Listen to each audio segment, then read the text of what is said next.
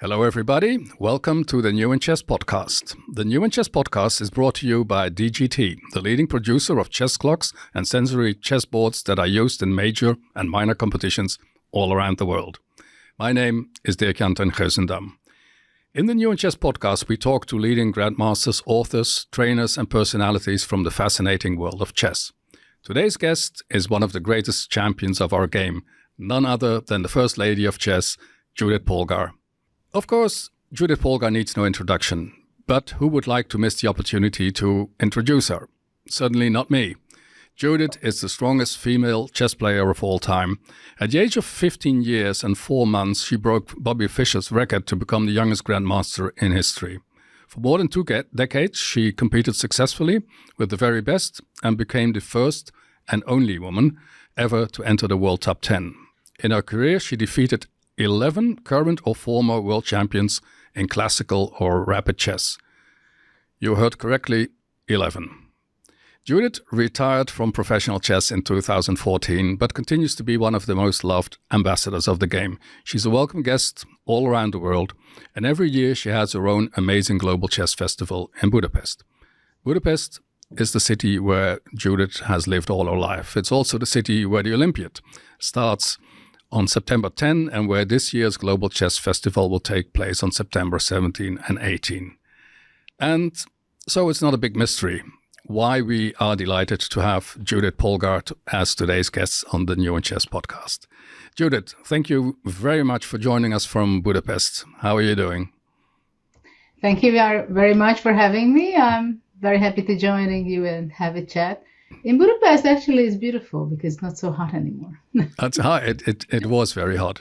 It was really, really hot, but now it's very nice. Yeah, I guess things must be pretty crazy with the Olympiad coming up and the festival.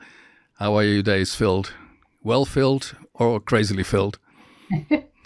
Well, what I can say is that I'm energized and I'm happy that the very exciting few weeks will happen in Budapest. And this time the Chess Olympiad will be surrounding the Global Chess Festival, which is going to be on the free day of the Olympiad. So I'm very excited from many aspects that how we will have the Olympiad. I do hope that everybody will enjoy the city, as I do believe that it's one of the most beautiful cities in the world.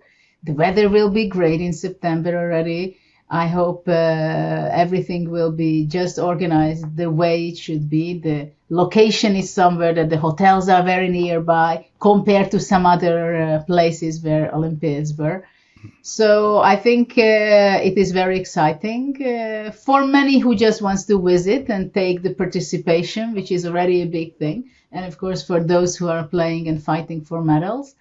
It will be a lot of fun to see and meet a lot of old friends and colleagues from every part of the chess community. At the same time, of course, I'm extremely excited to have the festival on the free day of the Olympiad. And the reason we put it on that day, because many people heard already about the festival. This is the 10th anniversary of the Global Chess Festival, which had some pre-years of it as well.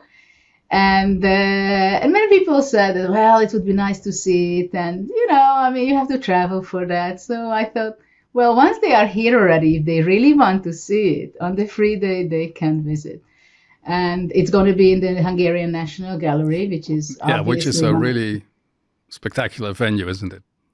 Yeah, it's very spectacular. It's very unique. Each year, many people telling me that how is it possible that they enter you to the National Gallery having tons of kids around as well? But so far, so good. So it's kind of a tradition for 5 years, I think, that we are there. Every year, one day we are there. And this year it's going to be 2 years event. And we're going to have the Education and Chess Summit, which I'm very excited as well. And my foundation will also represent itself at the Expo Center area next to the Olympiad. So there are a lot of exciting things happening, and there are tons of things to do for preparation for that. Yeah, I guess so. Well, maybe you can tell a bit more about the festival, because let's say if somebody says Global Chess Festival, then people might think, okay, you're going to play chess there or whatever. But it's very much also an educational festival, which you say with the the second day that you have with all kinds of lectures. And how would you describe describe the festival to people who've never been there? Well, it's interesting that during the years, many people are asking me, what is this so special that the people were there and they're enthusiastic and they say, wow, it was so good. I think with years, I understood that it's because it is very inspirational. So actually this year, we are celebrating the 10th anniversary, having the theme of inspiration. Yeah. And the reason is because the location is very beautiful, very inspiring, the art. I mean, I don't have to tell you about it, how inspiring an artistic environment is. And basically the whole building on all floors, you see chess or chess-related activities, whether it's kids trying out the Chess Palace program of mine, whether we have a book signing with the three sisters this year. So that will be very unique for me also, not to talk about our fans. Also, my parents are going to be here. My father will exhibit and make a tournament of his superstar star chess event. We have always challenges by Morgan Stanley. They have an incredible number of great players in the office, so you can challenge them. We have a tournament running for amateurs. Of course, there is a space limitation. And we are going to have a very special, unique event this year. The focus will be on the central focus will be on the community simul, which means that I'm going to be playing against 8 communities, and 4 online communities and 4 non-online communities, which means that I'm going to be playing on 8 boards. But for example, when I play against the Hungarian community, or I play against the chess nerd from Canada, a youngster with his community, or with chess.com or chesskit.com, they are sitting there alone, communicating with the community and deciding on making a move. While the other communities, who are going to be several, for example, we're going to have an artist team, and we're going to have a journalist team. So we have quite a few, or Hungarian legends. And there you're going to see 3, 4, 5 people consulting the move, probably some people around helping them out, and then they make the move. Mm-hmm. So this will be about a 3-hour event where I hope that it's going to be fun also for the viewers who can follow only from distance live, but also for the people who are there. And we will have some very special guests also who are going to be there. So it's going to be very exciting on the spot there in the National Gallery, with a lot of action, a lot of colorful activities.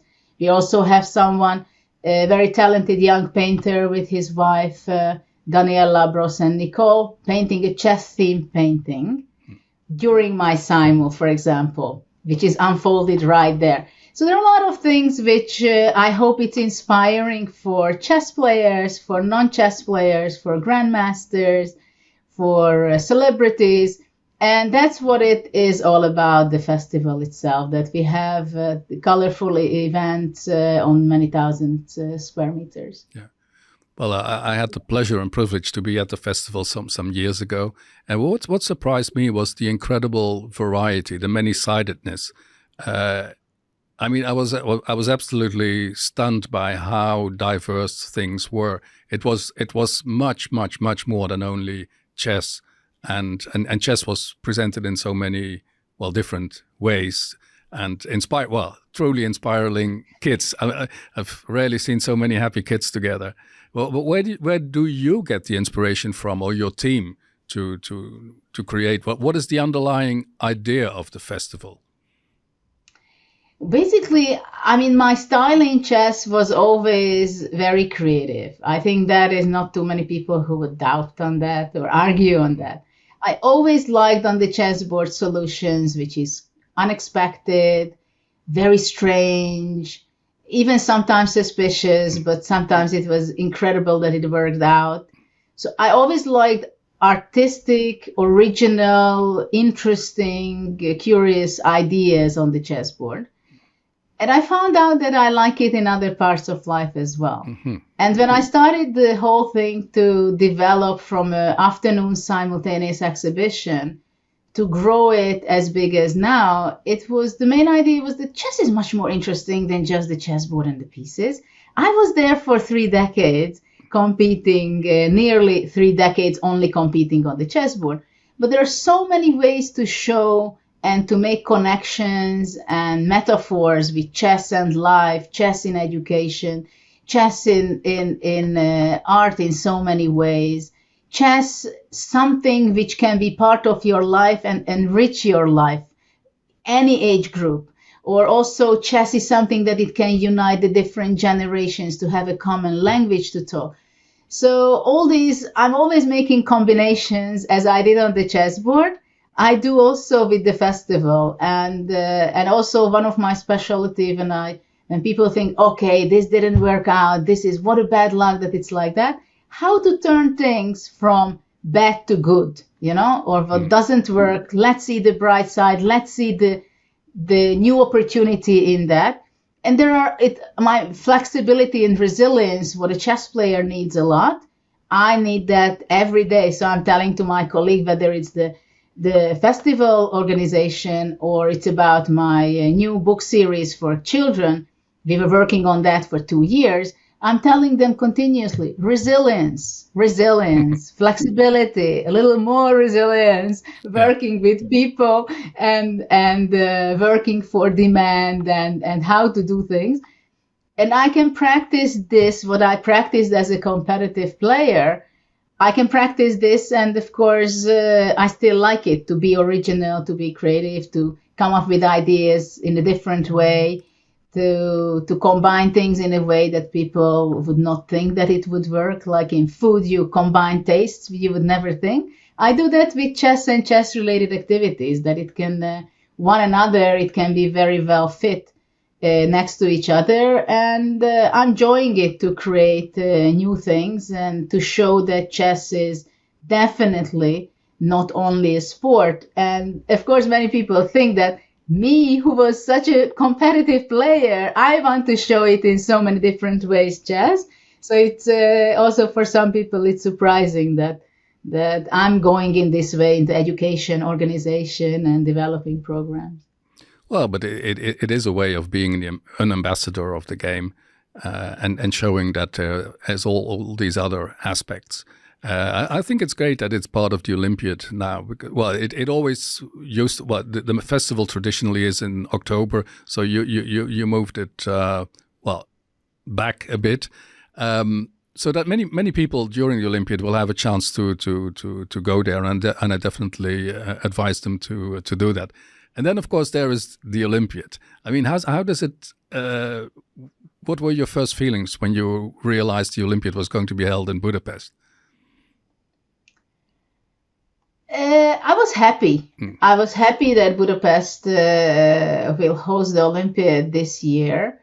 At the same time, of course, you know that there are a lot of responsibilities when you organize such a big thing. I'm not involved in the organization myself, but I'm closely seeing what's going on and how it's working and progressing, and the challenges of the organizing the event. And I mean, I was part of Olympiads on very different venues, very different circumstances, and in very different posts. Yeah. So I was playing as a player. The first Olympiad, I was 12 years old, playing with my sisters in 88, right? And we won the gold medal. Then we repeated that. Then one Olympiad I skipped. Then in 94, when I was nearly 18, I was playing, representing the national team of the men's team first board. Then I was captain also. Then the last Olympiad in Chennai, I was in a post of being the commentator. So I'm very happy this time that I'm a visitor this time. Yeah. Well, and I can enjoy it. Yeah. Well, I think it's interesting to look at the things that you mentioned in more detail. Let's say for me, the Olympiad is one of my absolute favorite events. I mean, there's so many players, officials, journalists from all over the world, and you see them, well, you know, you're going to see them every 2 years, and in between, you're never sure if you're going to see them or not. So it's such a beautiful reunion. Do you also have that feeling that it's that it's such a wonderful opportunity besides the competitive aspect? Oh, absolutely. I think 80% of the people are thinking that way, that the Olympiad is the gathering of the chess community, where you see old friends from your childhood friends who you were playing and competing in under 10 and under 12 and under 14 and in juniors. So you find the new talents there. Like now also we are going to say Bodana, for example, in the ladies British team. So you see newcomers, you see already talents from India, for example, or who are really like a geyser, they are just coming. And you see the older guys who are like, maybe they are 30 or 35. I mean, that's already an old age also in chess, I think. But definitely, and I also think the top players also look very much ahead for similar reasons, even though that it's much more stressful for them, because they actually come here to win the gold medal and not only just represent their country. Yeah. But it's always a lot of action, a lot of fun, and I think Budapest can be really a very entertaining and serving the players the way that they can enjoy themselves in many different ways during the Olympiad. And of course, not to talk about the Bermuda party. I think many people are that's a dangerous one, because it's the evening before your festival. I mean, you may lose some people there. Oh, absolutely. I know that the Bermuda party can be a rival on that, but my festival is actually opening at 10 and finishing after 5 p.m. So, anyway, you can reach it. But I mean, an Olympiad is something when you talk about the concert. It's like a very special, very unique atmosphere that you see. I mean, you see nearly 2,000 players playing at the same time. If you just go into the playing hall, you feel the tension in the quietness of the environment, right? You have this expo area where people are going, the fan zone, people follow, especially when towards the end, it has a completely different feeling because it has a rhythm, right? People arrive, you bump into your old friend. Oh, I haven't seen you for ages. Wow. And then you go into the Olympiad, you met everybody, but still round 6, and you still bump into someone who you didn't meet for 20 years. And, oh, I haven't seen you. During the game when you go to the bathroom, let's say. And then, of course, the last 3-4 rounds, already everybody is very sharp, seeing who is going to be the champion, what drama is going on. And I mean, it's very special. Of course, for many of us, it's a favorite thing. Of course, when I was a player, it's another thing because you have to focus. You cannot be distracted, and it's very easy to be distracted in Olympiad. Well, I mean, you just mentioned the Bermuda party. Maybe we should explain to people who have never been to the Olympiad, but that is a party halfway through the event, and which is always full of surprises because suddenly you see people dance that you had never imagined you would see dance in your life, and well, people get married, so that there's always stories there. But we will see what happens this year. But maybe we can go back to your very first Olympiad experience, 1988, Thessaloniki. You're 12 years old. You're going there with your sisters and Ildiko Madl. You're the Hungarian team, and it's one of those very rare occasions that you've played in a women's competition. Of course, the idea was to win gold, and that's what you did. How do you remember that Olympiad? Did you have any idea where you were going when you were going there? What kind of a competition it was? Well, obviously, before we were following Olympiads and with a lot of excitement. I mean, you can imagine that when I was 10 and I was following the Olympiad before that, wow, what's going on? We receive the moves, the games, and you check how the biggest guys are playing, right? And then finally, I mean, there was excitement for many different reasons. First of all, it was the first Chess Olympiad we played. Secondly, we were extremely young. The average age of Hungarian team was 16. Yeah. Then it was, we knew that Garry Kasparov the world champion is playing there, Karpov is playing there, and many other top classic god played there, right? I mean, what really represents the essence of the game, those characters were there. And we also knew that the Soviets in the ladies, they just were winning for 30 years. Yeah. So it's definitely they know something, right? They have the perseverance, they have the fighting spirit, they are there, they have many success behind them. So it's a long tournament, 14 rounds at the time, what we had.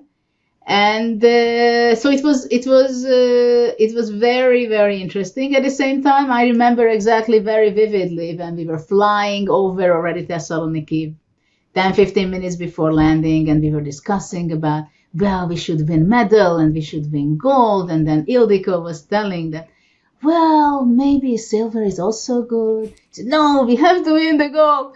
Because actually in rating points, we were quite high already. And yeah. I was not so high, but 2365, I believe. But I won practically all the tournament that year where I played.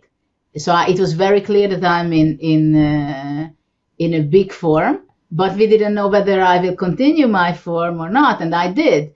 But the problem was that actually in the Soviet team, there was also a lady who was, Akhmilovskaya, was also winning against everybody. And then some twists and turns. Of course, luck needed also, but it turned out that we won. So it was an amazing experience, especially for me that I was making the best performance of the whole Olympiad. Yeah. Gary was watching my game. That was something extremely inspirational. And of course, winning the gold for Hungary, that was a very big milestone in the families, in my family. Did it also improve your situation? Because, I mean, your family had a lot of problems with the authorities.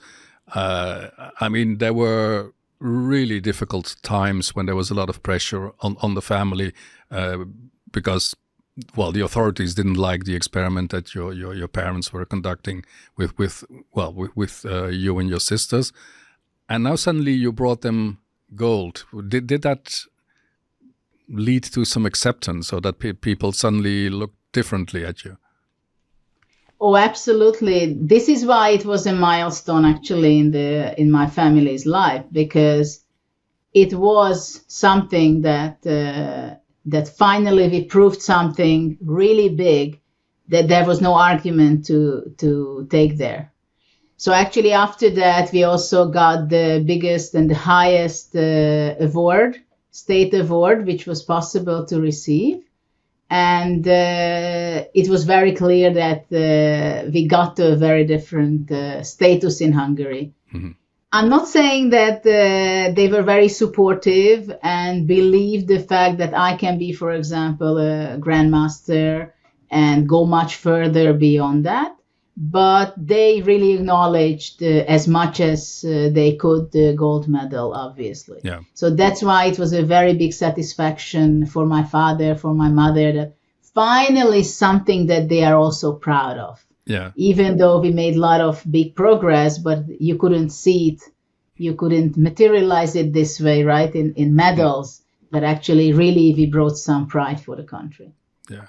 Well, let's say all through your career, you've been opening doors. You've been improving the situation for female players because of of your results and the things that you achieved.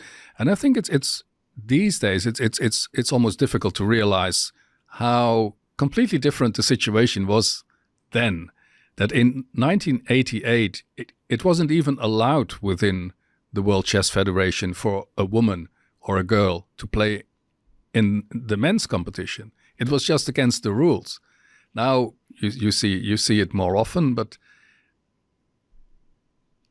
I mean you have lived through that time and experienced it firsthand, that there was this very clear divide between women and men in chess, and it's not that long ago that it was so completely different. Well, it's some decades which passed, But it was, of course, very different. I mean, we didn't have computers. We didn't have emails. We didn't have connections with people, with players. It was so difficult to have trainers. Like in those times, it was very common that when we had tournaments running in Hungary, the Spring Festival, for example, or other events, my parents went there and they were looking who is a strong player, and they were inviting them to stay at our place and to play some chess. Yeah. So it was a very different times in many ways that my parents had to be resourceful, how to make it possible that we are training, we are improving, we are traveling. Of course, in those days, that was also a huge challenge. Yeah. But after the Olympiad, things got simpler, better, easier.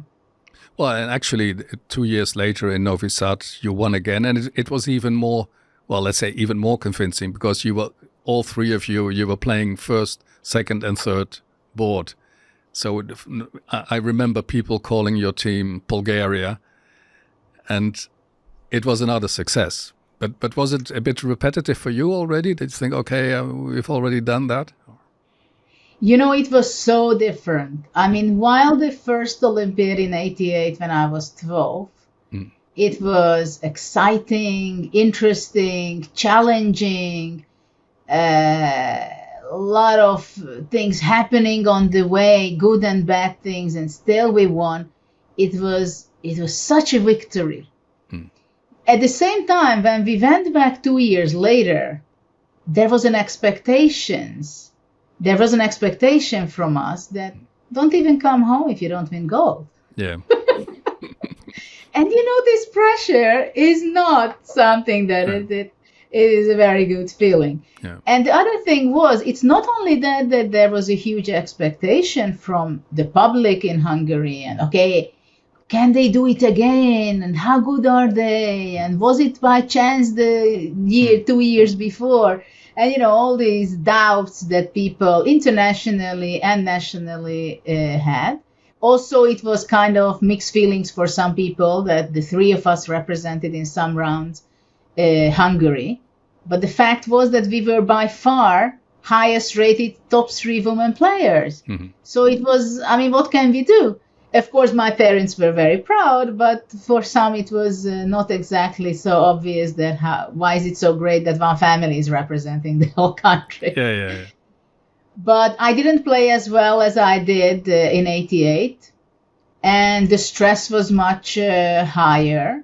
And I remember, again, very vividly, when we finished all our games, the Soviet team and the Hungarian team, and it was in a big sport hall, and we were up, sitting on the chairs with our captain, Laszlo Hazai, my former trainer also.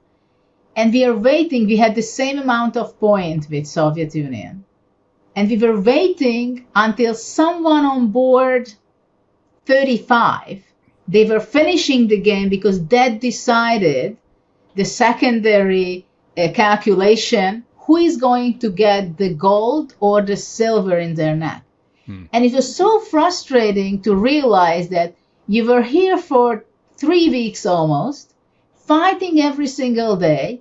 Out of the 3 games, because at that time we had only 3 boards, we made a bigger average than 2.5 per match. And still we are sitting there, and completely by chance that we take gold and we are heroes again, or we take only the silver. And then people are disappointed that, oh, it's only silver. Yeah. So it was so frustrating, that feeling of that 1 hour or 2 hours, that I said, okay, we proved it once. We proved it this time. Whether it's silver or gold, doesn't matter. I'm done with that. Because what's the point to fight that who is beating the others on a bigger score? So it was not like that there is 5 teams and we are racing, right? It's only 2, by far much better than the others. Yeah. And then I said, okay, this was it. And luck turned out to be on our side. And we won again. And then next Olympiad, we did not play, none of us. And then in '94 already, I played in the open section. Yes, then you switched to the open section. But then a lot had happened in those 4 years. I mean, you had become the youngest grandmaster in history, beating Bobby Fischer's record. You had tremendous results. Still, what kind of a change was that? I mean, it must have been entering a totally different world. I mean, first you had this team with your sisters, and now suddenly, well, you're playing in an all-male team where you were the only girl. It was a big change, of course, in that 4 years. Clearly, indeed, what you mentioned, that I became grandmaster, I had my title. And it was very interesting to play in the national team of Hungary on board one, having one of the oldest participants, clearly much older participant in the team, like Lajos Portis, the legend of Hungary, and Peter Leko, who was even younger than I was. I was not even 18 at the time, and he was 15. So we had a very mixed team at that time, and we didn't even play it so well. It was exciting. It was in Moscow. It was very cold. Oh, yeah. Very cold winter. And very dangerous. Yeah, it was very tricky. Yeah. It was like tricky. We stayed in the Cosmos Hotel, I remember. So a lot of memories, and but it was very exciting. It was a very big thing for me that I represented Hungary on board one. And that went on, of course, later to many upcoming Olympiads. Yeah. Well, you mentioned Lajos Portis, who was this legend, and who, let's say, was a fairly traditional man. Was it tough for him to have you on first board, or could he accept that? I don't remember so much already that time. How was it? But he was okay at some point already, that he understood. I mean, after I won the Super Championship in Hungary in 1991, when I was 15, by breaking Bobby Fischer's record with that event, that was a huge turning point in Hungary, the way they looked at me and the way they accepted the way we lived, the way my parents believed in things, the lifestyle we had. So that was a very big turning point. And this was already 94, a few years later that, because the Super Championship, which I won, really all the top guys played. Portis, Sachs, Adorian, Horvat, Ribley. So everybody played. Really, it was a Super Championship with everybody. So that was a huge event. And after that, it was okay. Yeah, you had really proven something there. I mean, if they didn't see it then, when were they going to see it? Yeah, it was not easy. I had to prove it many times, but I was going and proving it again and again and again. Well, you've always had this, well, let's say this clear choice of I want to play in the strongest tournaments, and I don't want to go to the women's events. They still exist, and there's many reasons why girls or women want to play them, and they should be there. But has your thoughts about this, have they changed or evolved over the years? I mean, should every strong girl or woman strive to play in the open tournaments, or is there some sense in women's tournaments as well? I mean, what is your take on that these days? I mean, how do you say that? I think simply there are many things in life that that's the way it is. And just because that's how it is these days for many years, let it be that way, because it's easier than to make changes, right? Because to make changes, usually people do changes when it's very necessary. Either it's someone who likes very much adventures and they just change because of the adventure part. But generally people like things that they do, the patterns, they do it frequently, right? So they don't want to change. And again, women in chess and having tournaments for women only, it is something like that why should we? Why should we change? Why should coaches change their mindset? Why should the circumstances change? So it is a very tricky question, and obviously you can imagine how many times I've received this question, that what do I think about women's chess? Do I think we should be deleting all the women tournament? And what should we say to kids? And what should we do in the club? And what should we do here? And Yeah. So one of the things, and many times I'm thinking about it, that what is a solution? Is there a solution? Does anybody care about it to make a difference? Perspective for women, because there are many angles of it, right?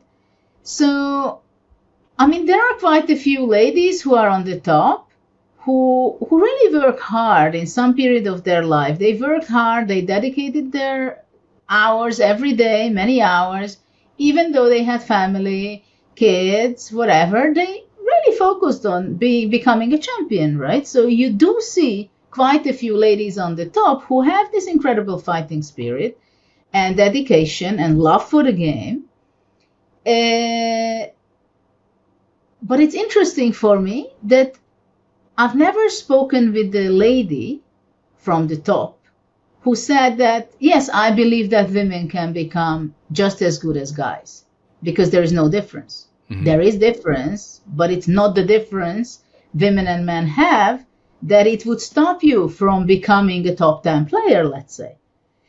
So this way it's difficult because, of course, many of the top ladies, you're top in your own country, you're a role model. You want it or you don't, you're the role model of the country, right? So it does matter what they say also to girls, to the next generation, to the parents, what the coaches are telling to the small ones, whether you can become a world champion and become better than Magnus, or you tell them that you can become better than Hu Yifan, let's say, you know, because then you position them in a very different way. But for example, lately I was thinking that, is there something, let's say one thing that we could change, and then maybe the environment and the life of chess and girls and women in chess would change. And I thought that maybe it would be possible, and it would be just a very good try to test it at least, to delete the women titles. You know? That's quite something. I mean, why do we have women titles? Why don't you have title for 2000, for 22, for 23, for 24, for 25, for 26, 27? Isn't it much better to have the rating titles and not that it's women or men? Mm-hmm. Which would create an entirely new situation, perhaps. But you know, it's very interesting that sometimes with a very simple thing, very big changes can happen. Because suddenly the mindset of ladies would also say that, okay, it does not matter whether I play on an open tournament or a women tournament. I'm aiming to get this title. This title belongs to my rating, not to the gender question. Mm-hmm. It's my strength. It's my knowledge. It's what I can perform, right? Yeah. So I think that would be kind of a first step, which could be extremely simple solution, and it would not hurt at all, nor women nor men. Oh, that's very interesting, because I think in general you're right that you shouldn't be too dogmatic about whether there should be women's tournaments or not. But it's all individual choices at some point. I mean, you wanted to play the strongest tournaments. I think Hu Yifan had that ambition, and I seem to remember an interview with Ju Wen-jun when she said, I don't want to be, well, women a world champion per se. I want to play I want to get stronger in an absolute manner. And that is probably something which you don't see in a broad sense in women's chess, that there is this ambition within the limits of women's chess. Yeah, but I think it's very important for our audience to understand that we many times talk about women chess and open competition. But the main thing is we are really talking about, until a certain point, we talk about women. There are 2,200 players. Yeah. 2,200 players, women or men. For a girl, for example, of 9 years old, who is a 2,100 player, let's say, I mean, she can play in a women tournament. There is no problem of that because her opponents will be stronger or the same. 2100, 2300, whatever, right? So on that age, it's not a big issue whether you play on a women tournament or an open tournament. The question is, what is the strength of your opponent compared to your level? So this is kind of, it gets tricky when you really specify already the qualifications, the national events, then it's about the titles of that specific event. But generally speaking, when you're a kid, you can play girls, you can play boys, you can be teenagers, whatever. But see who you play with. So look your strengths and look your improvement from today to tomorrow, from tomorrow to day after tomorrow, because that's how you can improve. And then you look around what it is good for and where you reach. But I just don't see any point to specifically make a selection that where you play. But I'm very happy that there are some events and some organizers who are making serious steps in order to invite women to open section, even round robin events like Gibraltar, like Vacanze, like different open tournaments all over the world. So that is something I think very encouraging for ladies. Yes. No, I totally agree. As you already indicated at the start, I mean, you have a very rich Olympiad career, starting as a 12-year-old girl, ending as a coach or a commentator. In between, there were some really good results. I mean, Hungary, you twice took silver. Did you see them as specific moments in your career? Or, I mean, must have been highlights for Hungarian chess. Oh, Bled, when we won in 2002, that was amazing. Especially that in 2000 we missed the medal with miracle. That was very painful in Istanbul. That was a very painful event for me from the perspective. I mean, I had a fantastic event. I have some of my most memorable games played there. I think I won 8 games. I made +6 or something. So I made a huge result. And we were just so close to get a medal.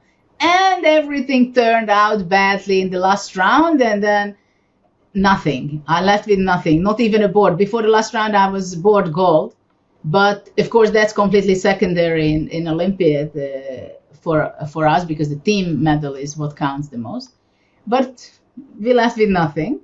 And then 2 years later in Bled, it was a beautiful location around the lake. We stayed in a very nice hotel, very near. It was very, very small, the playing hall. I remember very well. And also, I think that was the first Olympiad where they introduced the doping control in 2002. And I remember I had some funny games there. I can't say I played so well, but I was successful pretty much.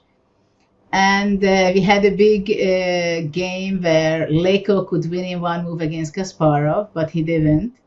And Russia won, and then we became second. So that was, I mean, we could feel that we were fighting for a medal. So that was a very good feeling, very good team with Almasi, with Leko, with Peter Ach at the time. He was still competitive and professional, and I think it was Dimashi and Rook.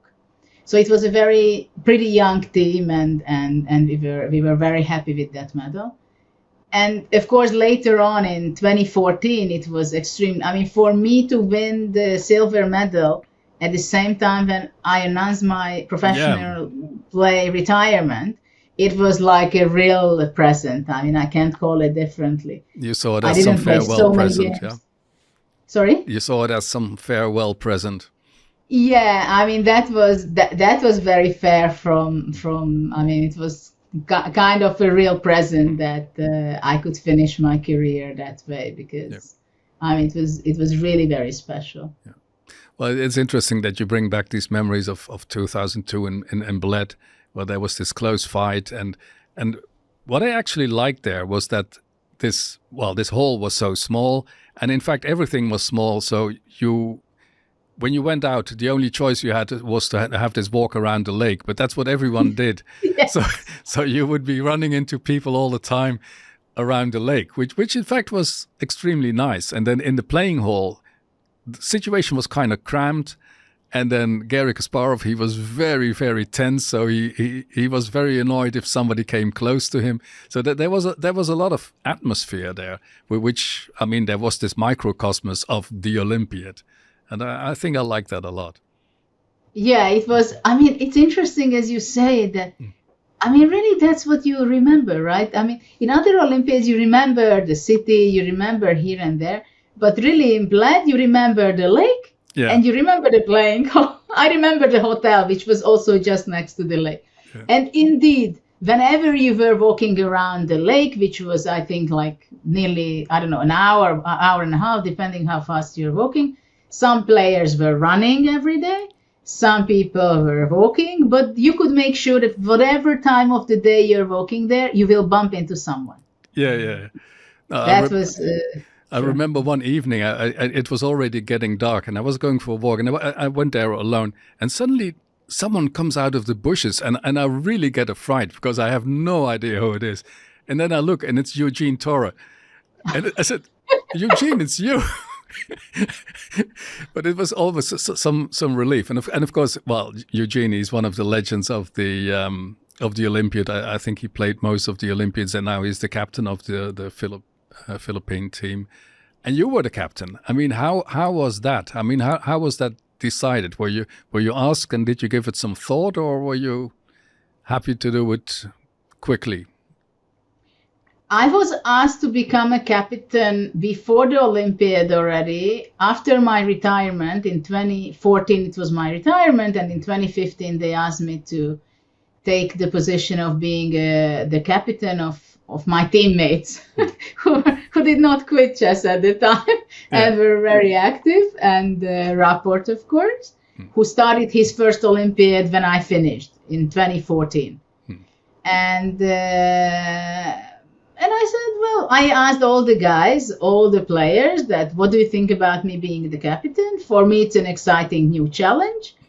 If everybody says that it's okay and they are happy that I'm there, I promise them that I will fight for the conditions, I will fight for training camps, for travel in time, to get good rooms. I mean, I'm a player myself, so I know what all the complaints and the debates were in the previous year. So I will help them. I will bring them coffee. I will not prepare them. If they have some concrete question on chess, I may answer with some smartness or may not, but I'm not a coach. I'm the captain. And then it was in Reykjavik, the European Championship, and everything went fantastic, and we won a medal. And that was great, and they were happy, I was happy, everything went well. But at the Olympiad already, there were some changes in the federation, and there were some conflicts between Leko and the federation. And somehow we couldn't make him play. So we couldn't have the best team there at the Olympiad in 2016 in Baku. I had Rapport, who was unfortunately in a very bad shape for personal reasons. And so it was a very difficult challenge to be the captain in Baku. And of course, you had a very young team, right? It was a very young team. It was a young team. It was the first time that Richard was on board once, so there was a lot of pressure, and he was in very bad form and bad time of his life. And also there were new rules for fair play in that Olympiad. Like they were checking when you go out to the bathroom, you come back and they check you again, they can check anytime. So there were some very unpleasant new rules, which was completely ununderstandable. And actually they changed it, even some of them, on the way on the Olympiad. But still we could in the, what was it, last round before the last round we played. I don't remember. Was it Spain? I'm not sure. And Gladura Benjamin, who was a new player, and it was the first Olympiad for him, he was winning. And even if he makes a draw, we would be on top 8. In the Olympiad, which would be a huge result, maybe even 6, I don't remember, but we would be in the top 8 for sure. And he ruined it. He was not following the other boards, and he got confused, and he lost his winning position. So that was very sad. So we were not in the top 10. It was a very nice experience for me, so I'm not regretting it. But unfortunately, I didn't have Leko in the team. I had a very bad form rapport and not very experienced Gledura, let's say. But it was fun. It was interesting. It was an experience. We had some good times, bad time, but not such a successful time. Well, there's many types of captains, and what I remember from you there was that you took it very seriously. I mean, you were really watching all the matches fully.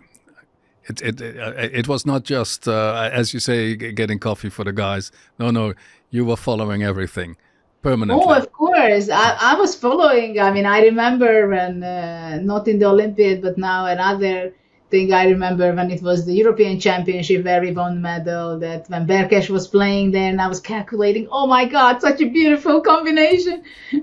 So of course I got excited, but I couldn't make any expression on my face. But of course I was following, and I saw the ups and downs and the opportunities and missed opportunities and the time management of the players, of course. And then there I was talking with other captains, they who had much more experience than I had. They said, oh, okay, first 3 hours, don't even watch the games. It doesn't make any sense. Anything can happen. In the fourth hour, you can look at it. Don't waste your energy and nerves. But I was there following closely. Do you recall any moments where you could use your experience and tell them stories that say, okay, this happens? I mean, what I remember from the Olympiad, the previous Olympiad, where Gukesh lost this very dramatic game against Abdusatorov, and I think Fischer Anand, he did the most kind thing in the world, that he invited Gukesh, and he said, just come over, and he showed him all his stupid losses. Well, simply said. And I thought that was so extremely kind, to put things in perspective and to use your experience to help a young player. There must have been things like that when you were coaching these young guys, that you could help them with advice from your experience. Yeah, there were some moments when some of the players said, okay, let's go for a walk, let's talk about it. I had a tough game, and then we were talking. I was trying to cheer them up, get over on some mistakes or some missed opportunities. And I think it was good. At least I was really trying, so I could very much feel what they feel. Obviously, because I was just retired from competitive. I mean, nowadays sometimes I have problem, I mean, it was so long time ago. How was it exactly? But that time it was so close that, of course, I remembered every feeling. Even now, if I follow, of course, it comes back that your nerves, your stress level, your calculation, time trouble, whatever you have to deal with, or the panic. What opening to play, what to play against the Najdorf or the Sveshnikov or other openings, right? So of course I can feel their pain a lot, and because of that I was also trying to help if I felt that there is a need. Yeah. Well, let's say a lot of your concentration the coming weeks will be for the Global Chess Festival, but once that's over, you will have time to focus on the chess as well. I think it's a pretty unpredictable Olympiad that we're going to see, both in the Open and the women's tournament. What are your expectations? I mean, how do you look at the top teams in both sections?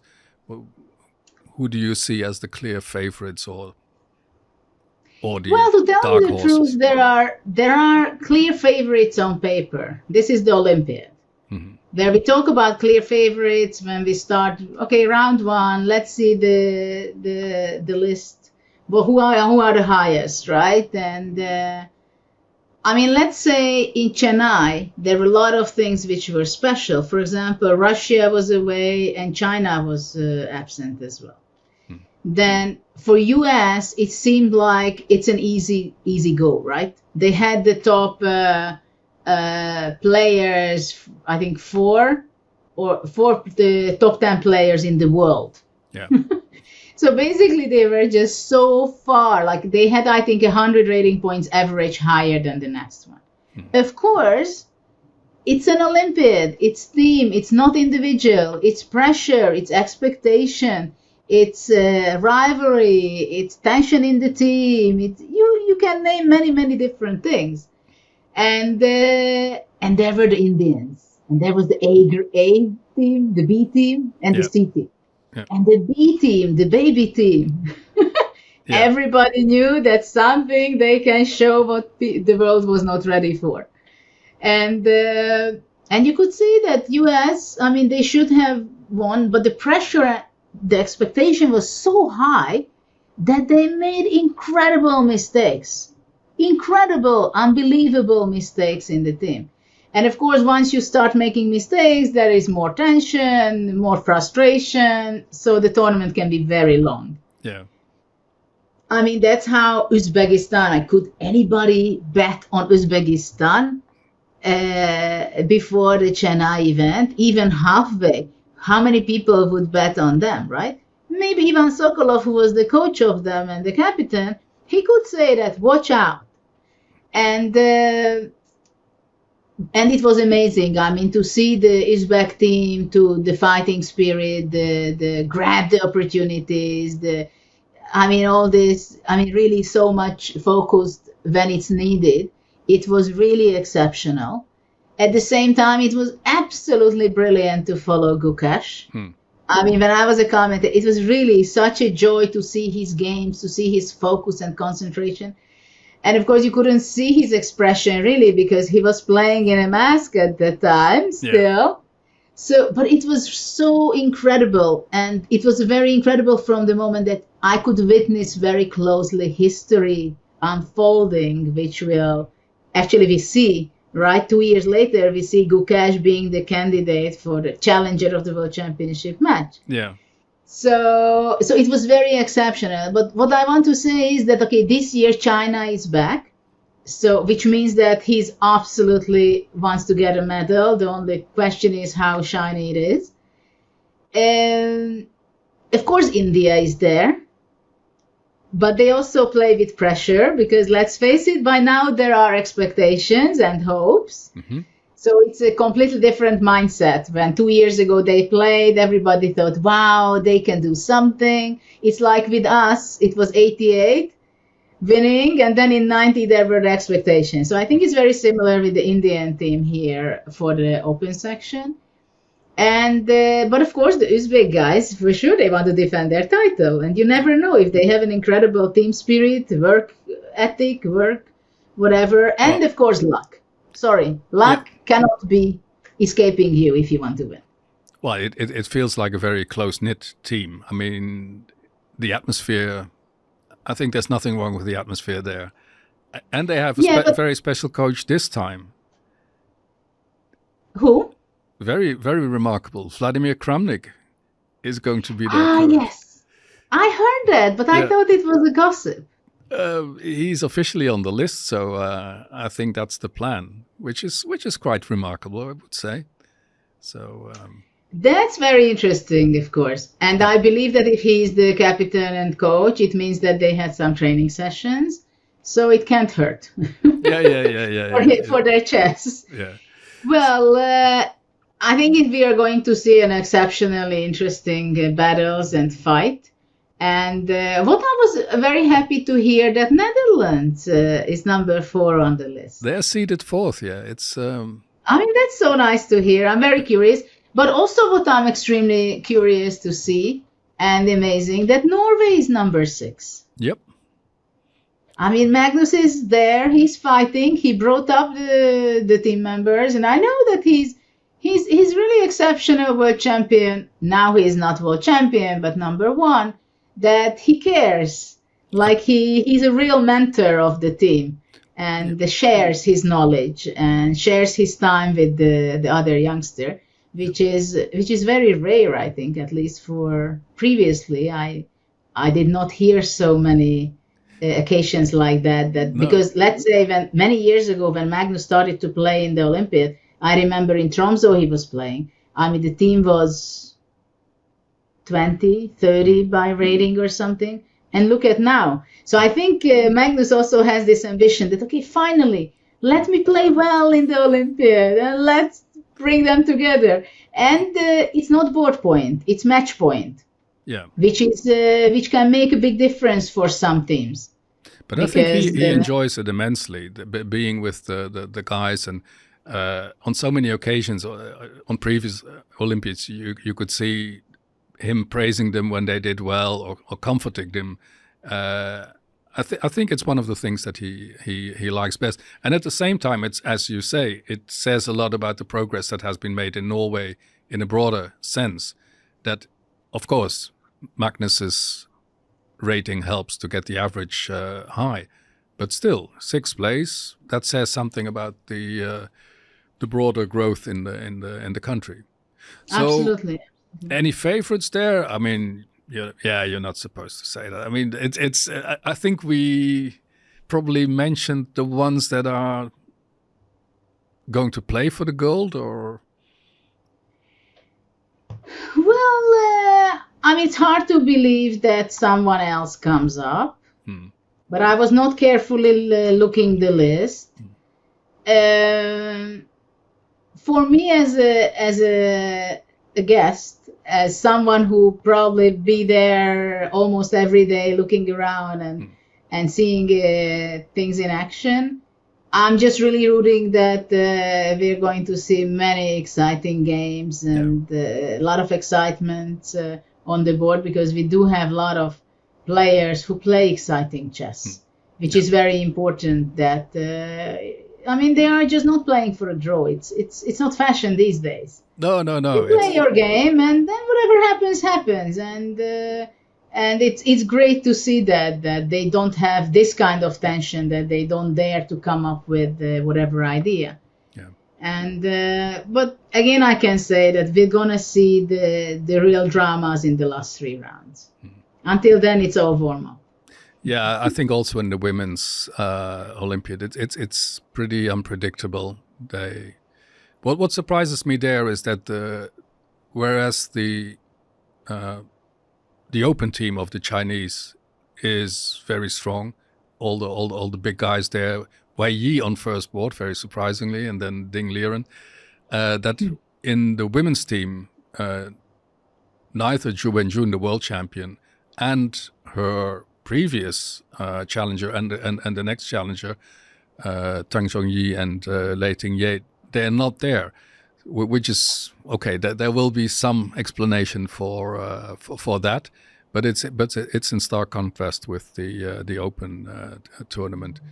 Are there any of the teams there that you think might surprise us, or? I don't know.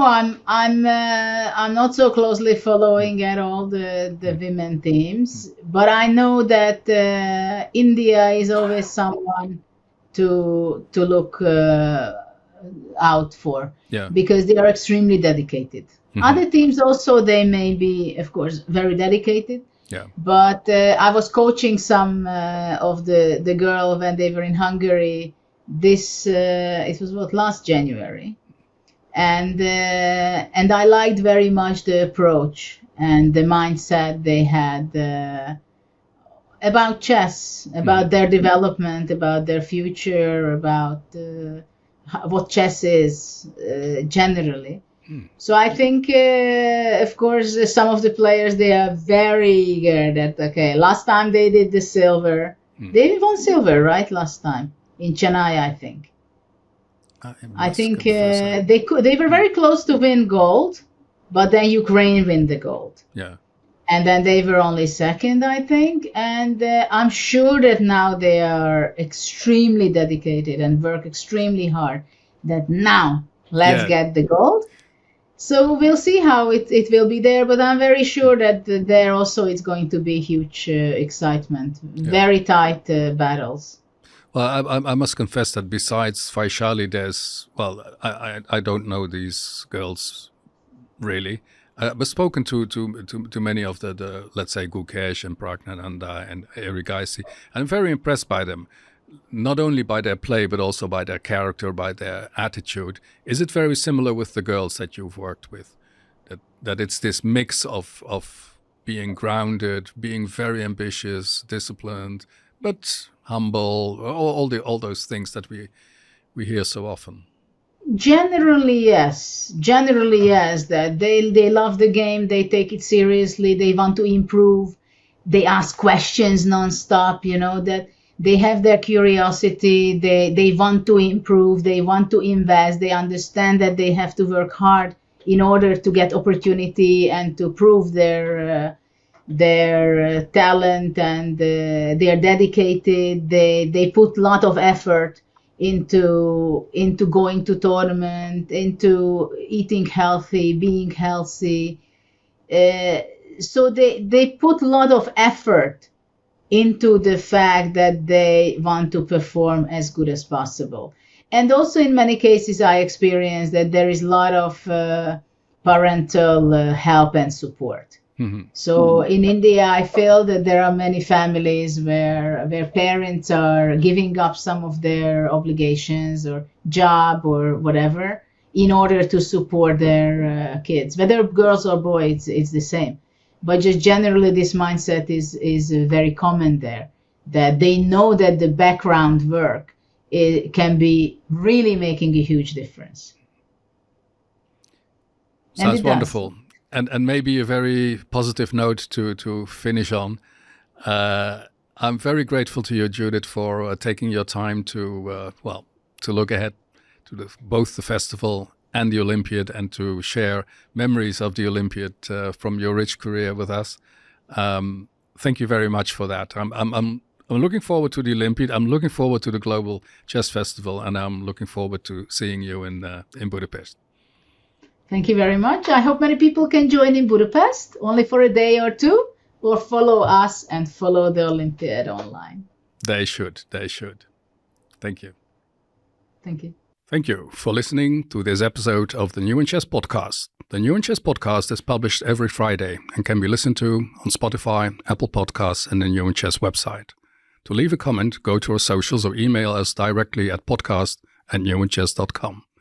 Summer is a great time for reading. Get inspired in our webshop on newinchess.com, where you'll find a wide choice of great chess books for players of all levels. We thank our sponsors at DGT for their support and hope to have you back next week for a new episode of the New in Chess podcast.